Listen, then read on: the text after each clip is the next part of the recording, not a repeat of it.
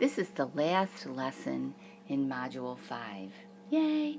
We are going to evaluate variable expressions. So basically, it's order of operations with just a little bit of a twist. We're going to do a substitution before we evaluate. So let's take a look at problem number 1, which has 4 parts. And we're going to use these values. So here we go for every single one of them. So A, we're going to evaluate 8z. That means 8 times the value of what z is. So it's going to be 8 times negative 4, which gives me a negative 32. So you're like, I get it. All right, so now how about B?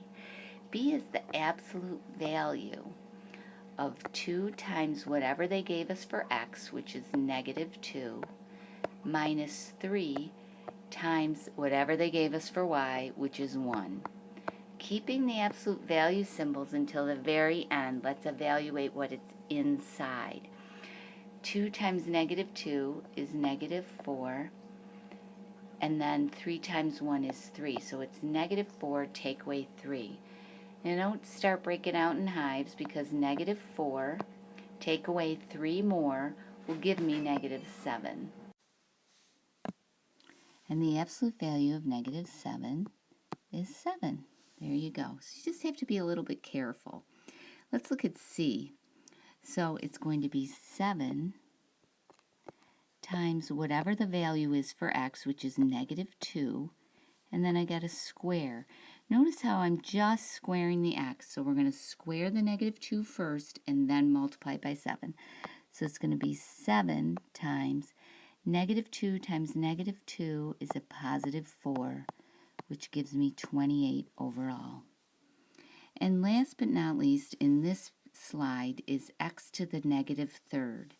So I'm going to put in what x is valued at. It's negative 2, and raising it to the negative third power. And the reason why I did this example, it can just trip you up like you wouldn't believe.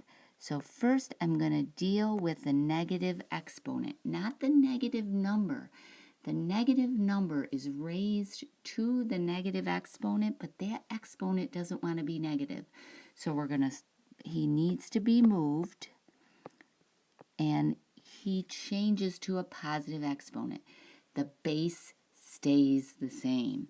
So now we could wicked do this, not a problem. So negative 2 to the third power, let's think about it as negative 2 times negative 2 times negative 2. And that gives me a negative 8. So the evaluation of this expression is 1 over negative 8. Next. Okay, now we have some different values for x and y. And so it says if the result, when you get the result, it's not an integer, we're going to write the result as a fraction, either a regular proper fraction or an improper fraction. So here we go. Part A says, okay, we are going to substitute negative 1 in for x. And in the denominator, I'm going to put 2 in for y. And then I'm going to put 2 in for y again, and I'm going to square it. So basically, I'm almost done. I just have to do some evaluation. So here we go. 11 times the negative 1 is a negative 11 all over 2, and 2 squared is 4. Now what I would like to do is rewrite this so that I can add the fractions. I need a common denominator, which is 2. So 4 is 8 over 2, right? And negative 11 plus 8 will give me a negative 3 over 2, and I'm done. No, I don't have to change it to negative 1.5 because it says you can write it as an improper fraction. So leave it. Now B, same thing. Just because there's fractions in the problem, just take your time. You can do it. So here we go. It's going to be 9 times y, which is 2, plus 70 over x, which is negative 1. 9 times 2 is 18. 70 divided by negative 1 is a negative 70.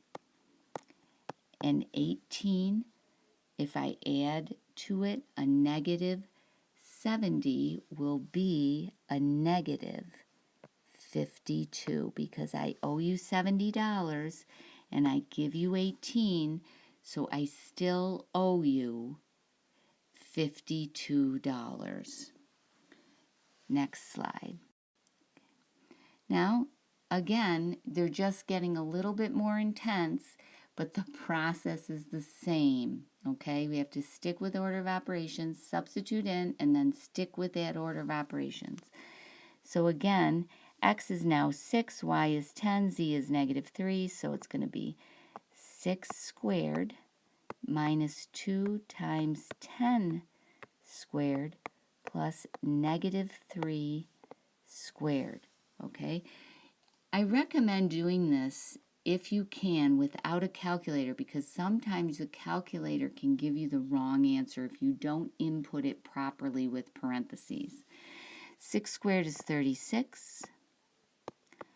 10 squared is 100. Negative 3 squared is 9.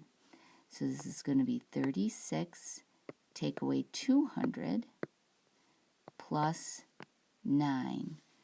36 take away 200 would be negative 164. Add 9 will get us down almost 10, so negative 155 is the result. Let's do B. Now, I threw in a lot of extra negatives to mess everybody up, so it's going to be negative x squared, so we're going to just do 6 squared. So we're going to square the 6 and then negate, plus 3 times 10 squared minus negative 3 to the third power. Okay, 6 squared is 36, and then I'm going to negate. 10 squared is 100. Negative 3 cubed means negative 3 times negative 3 times negative 3, which is a negative 27. Now let's rewrite some of this shenanigans. So it's negative 36 plus 300 plus 27. Okay, cool?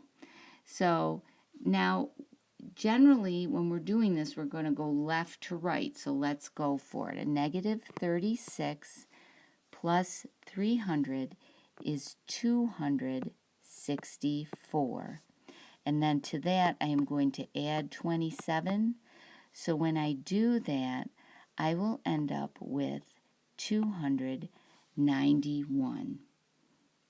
Okay, last but not least, let's substitute in and just get one fraction in the end, and we're going to let x equal 2. So it's going to be 2 squared, and then I'm just putting that little 2 in parentheses, so it's like cozy, plus 1 over 2 squared plus 3 times 2 minus 4. So here's the deal, you guys. You're going to do all the operations on the top, all the operations on the bottom, and then if it divides nicely, fine. If it doesn't, leave it as a fraction. So this will be 4, take away 4 plus 1, which will just be 1 on the top. Denominator will be 4 plus 6 minus 4, which will be 10, take away 4, which turns out to be 1/6. So we really don't have to do anything else. To simplify, just leave it as it is. And now you are ready to do the last assignment in this module. So good luck and ask lots of questions if you don't understand something.